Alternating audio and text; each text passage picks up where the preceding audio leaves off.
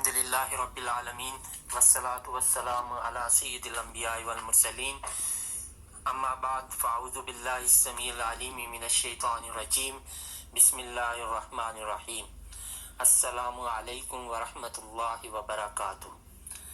آج کی اس نشست میں ہم جس حدیث طیبہ کو پڑھنے کی سعادت حاصل کریں گے اس کا عنوان، اس کا موضوع افضل ترین عمل۔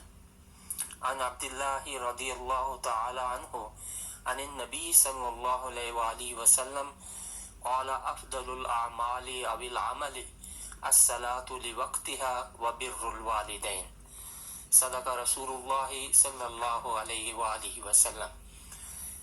حضرت عبداللہ رضی اللہ تعالیٰ عنہ سے روایت ہے کہ نبی کریم صلی اللہ علیہ وسلم نے ارشاد فرمایا، اعمال یا عمل میں سب سے افضل عمل نماز اپنے وقت پر پڑھنا اور والدین کے ساتھ نیکی کرنا ہے۔ یہ حدیث طیبہ مسلم شریف کی ہے۔ اللہ کریم ہمیں عمل کی توفیق عطا فرمائے۔